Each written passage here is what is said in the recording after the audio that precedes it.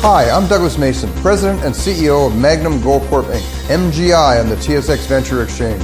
A 2015 drill program on the LH property intersected high-grade gold, including 16.9 meters of 13.58 grams and 11 meters of 20.66 grams per ton gold. A follow-up drill program is planned to further evaluate previously identified subsurface high-grade gold mineralization. Please visit our website at magnumgoldcorp.com. You're listening to HowStreet.com radio, available online at TalkDigitalNetwork.com. Welcome to HowStreet.com radio, the online source for market opinions. Here is Jim Goddard. My guest is home ownership consultant Ross Kay from the wealthyhomeowner.ca. Welcome back to the show, Ross. Thanks for having me back, Jim. BNN Bloomberg announcing a poll has found that the majority of Toronto renters, Greater Toronto renters, say they're looking to move someplace else where they can find more affordable rents. What does that say about the real estate market right now? It just says that it's the real estate market that where our politicians have not allowed the housing stock to grow as rapidly as the level of immigration that they've allowed into our country. Politicians know, Jim, what the population growth rate is going to be. I mean, these things are pretty predictable, pretty regular. They change over time, obviously, but as they're changing, you're continually calculating. So you know where your population is going to be next year. You know what your household formations are going to be, how many new families are going to be formed.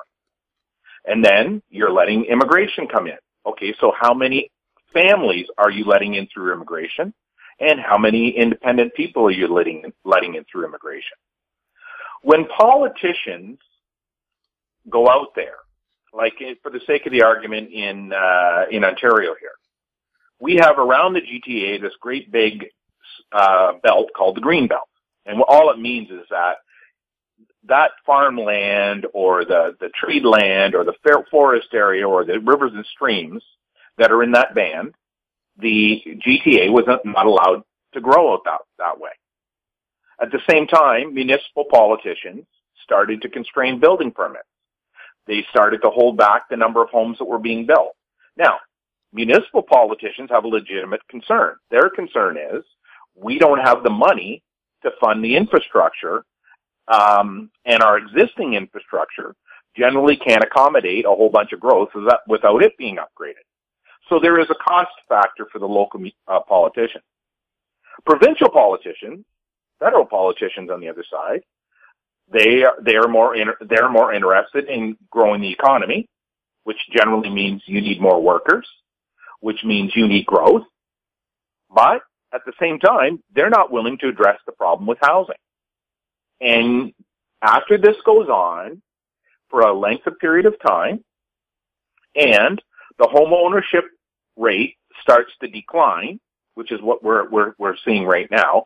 Once housing prices reach a certain point, new entrants into the market begin to decline. Your existing homeowners don't have a real problem with the rising house price market, Jim, because they're moving from property to property. They're already in the market. The prices go up 10%, their own house has gone up 10%. So for them to trade for another house, it's not really a big jump. Where the jump is first-time buyers. So we track first-time buyers. They leave the rental market and they move into the home ownership market. When first-time buyer houses, the first category of houses that we monitor, reach a certain point where the existing group of first-time buyers can no longer afford to buy them, they quit buying. You have a declining home ownership rate in that category of the population. Those people keep their rentals. That means they're not moving out of the rentals. If you're not building new rentals, the new immigrants, the new households that are being formed, there is no place for them to live.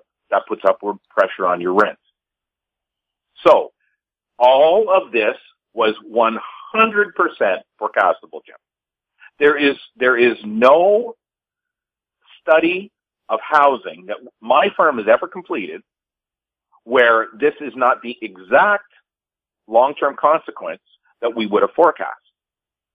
So what you've been seeing actually since about 2016 forward, is that those consequences are coming home to roost. Now all of a sudden you add in an extra, even if it's only 5,000 households, Jim, even if it's only 5,000 households that your housing stock was not prepared to accommodate, that puts pressure on it. Now in Vancouver's case, you let some of the foreign buyers buy up Vancouver homes. They're not counted in the population numbers. So you have an existing housing stock that has to accommodate a larger percentage of the population because there's fewer homes owned by Canadians in Vancouver. So there are a plethora of issues like this, Jim, in a housing market.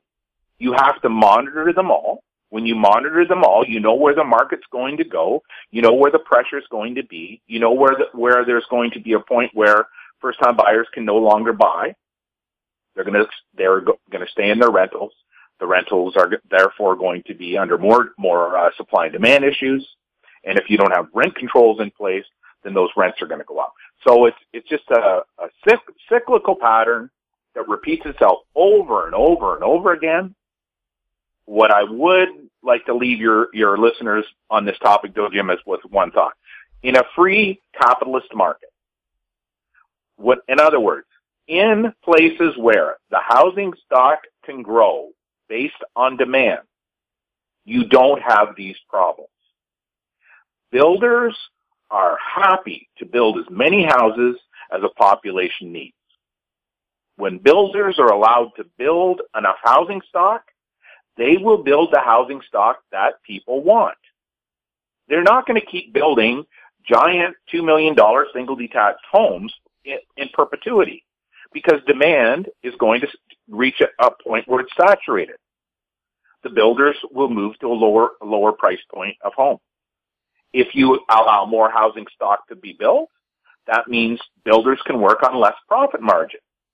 In other words, instead of building 15 houses, they'll build 20. They'll make the same amount of profit or maybe a little bit more, but they're just going to have to do a little bit more work to do it. These are all the consequences of a free capitalist market. The moment you start to apply a socialist viewpoint on the housing market, you are going to have unintended consequences. And that's what we're dealing with in Canada here today.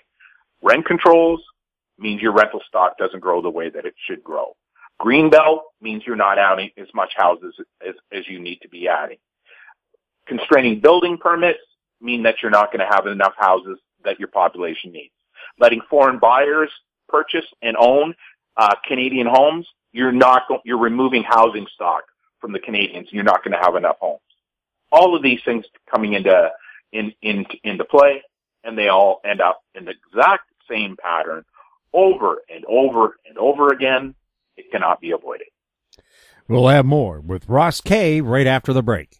MGX Minerals is revolutionizing the new energy economy with patented lithium extraction technology, replacing traditional solar evaporation using low-cost, low-energy nanofiltration. The first system of this paradigm shift technology is currently being commissioned. MGX Minerals trades on the CSE, symbol XMG, the OTCQB, symbol MGXMF, and Frankfurt, symbol 1MG. For more information, visit our website, mgxminerals.com. I'm Kelly Jennings, CEO of Powerband Solutions. Powerband is a cloud-based provider of auction, inventory, and finance solutions that make buying, selling, and financing vehicles more efficient. Powerband Solutions trades on the TSX Venture Exchange symbol PBX and on the OTCQB symbol PWWPF and on Frankfurt symbol 1ZV. For more information, please visit us at powerbandsolutions.com. Welcome back. We're speaking with Ross Kay. Ross, last week social media was awash in news that sold prices would finally be available through real estate agent websites. You've been pretty vocal on the topic, and we're wondering what you see the future consequences of this move. Well, the consequences are already taking place. We're basically, 24 hours of working time since the decision was rendered, or maybe 48 hours. Anyways, what has happened is there's already pushback going on from the real estate boards. So the pushback your listeners need to understand this pushback was inevitable. It was going to take place. There are reasons why the real estate boards have to push back. They have a legal obligation to represent their members. They have a legal obligation not to put their members in harm, or their board of directors who run the real estate boards, who are legally accountable. They have to be protected as well. So right now in Canada, there's not a province where the publication of sold data is legal by the provincial regulators. So this has got nothing to do with the real estate boards. These are the provincial regulators. Now, the provincial regulators have taken this viewpoint that you can't advertise sold prices to the letter of the law, because they have to worry about Papedia and the Privacy Act. You see, real estate agents and the brokerages, they are more, they have a higher degree of compliance with the Privacy Act than most other businesses. The reason for that is they all have a watchdog over top of them. Now, I know in British Columbia, the Real Estate Council of British Columbia was not doing a good job as a watchdog, but Ontario here, they have, they don't do as good a job as I think they should, but in certain areas, like privacy, they have been very, very, very controlling. So right now in Toronto, you had a local brokerage who started to publish sales data within hours of this decision being rendered. 24 hours later, they pulled it back off again. Now it's a login access only. And they won't admit why they pulled it off. Well, the reason they pulled it off is the Real Estate Council of Ontario has on their website specifically stating what parts of the code that tells you can't advertise sold prices. So your provincial regulators are going to have to give an answer to your local sales representatives and local brokerages whether or not this information can be published. They're probably going to say it can be published now, Jim. Well, if you went to the registrar of land here in British Columbia, you can find out what prices were paid. However, it used to be a free service, but it was privatized under the BC Liberals. So now you have to pay to find out what things have been sold for. And if you have to pay $10, $12 per listing to find out, it can be pretty expensive to do research like that. Yeah. So, and this is where I get to the answer to this question, because you asked me what do I think the consequences are going to be. The first consequence you just explained to me. The very first consequence is the consumer is going to believe that you can look at selling prices for your neighbors, and that's going to give you an indication of what your own home is worth. Or, if you're a home buyer, how much you should be paying for a home. This is a falsehood. This is a myth. This makes no logical sense at all. Because without the listing, all of the details on the property, a price is useless. The average Canadian home will fluctuate around 22%. So any individual home could be 22% less than what the average is to 22% more expensive what the average is for the identical home. Ross, that's all because of, does it have a new roof, a new driveway, new appliances, new carpet, new windows, right? Exactly. And this is where the listing has all this information. But what your listeners need to understand is this is no different than a musician writing a song. When you create a listing content, you make all the measurements. You write the words. If they were my listing, the thousands of listings that I wrote, I would spend hours just writing the words in a listing because it's a sales package. The legal description, you had to go research that and make sure it was correct. It just goes on and on and on. The average listing that we used to take, Jim, it would take a minimum of 8 hours to complete. It would take a full day for us to do a listing the way it should be done. That was my creative. It's my copyright. Because that is so valuable, that listing, because it also had photographs. From those photographs, what you just mentioned is answered. Are there granite counters? Yes. When was the granite counter installed? Was it installed 10 years ago, 5 years ago, 15 years ago? Because the granite counters have changed over time. So in terms of looking at the price, what is the selling price? There are a whole bunch of variables that make up that selling price. So this is what the problem is, the real problem, and organized real estate did not know that this consequence was coming, or they would have released this information a long time ago. We'll have more with Ross Kay right after this.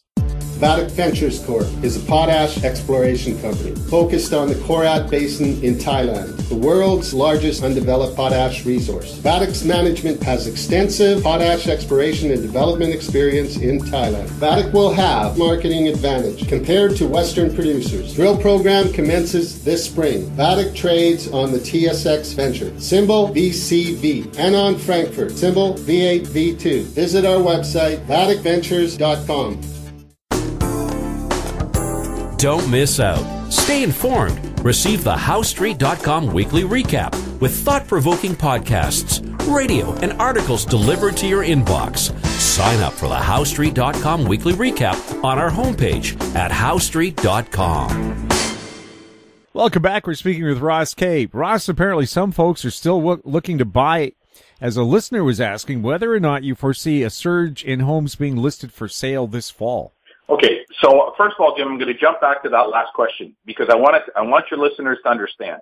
My belief is having selling prices published for the public is inflationary. It's going to cause house prices to increase more than what they should be increasing. Also, on the downside, it's going to cause the house prices to drop more. It will add more volatility to the market. I'm not saying people shouldn't have it. What I'm saying is they should be given that information under some supervision. Now, in terms of housing being listed this fall, a surge in listings, because I've heard this all over the news too, and everybody is asking. Your listing counts are dependent upon how quickly listings are removed from the market. Your listings are removed from the market either through sales or through frustrated homeowners.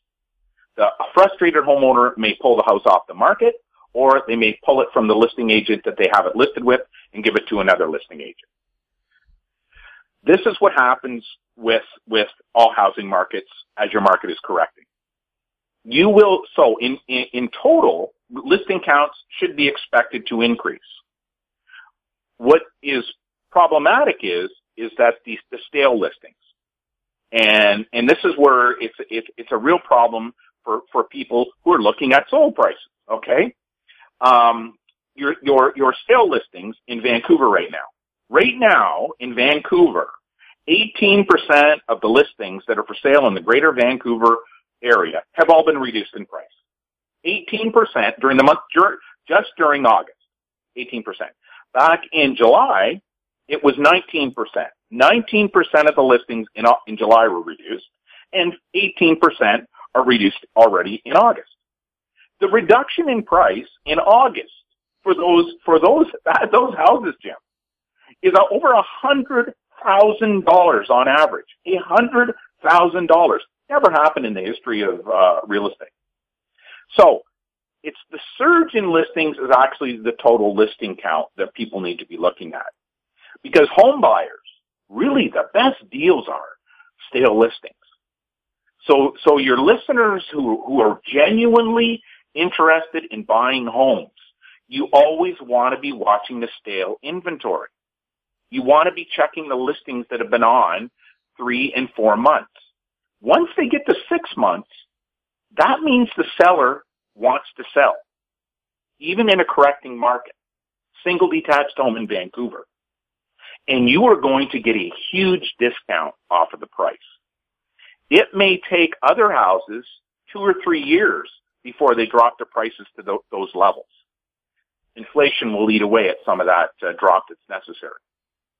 So there will be an increase in the number of active listings for sale in the marketplace. But I'll also tell you this, Jim.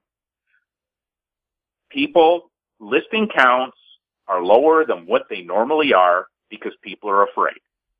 existing homeowners are afraid. They're afraid to sell their own home and they won't be able to find another one. Or they're afraid to sell their own home, buy a more expensive one in a correcting housing market. This is why it's behavioral. Real estate is very behavioral based. So you're going to see an increase in listings, but you've got to remember, you've got to be checking your stale listings to find out what the real change is.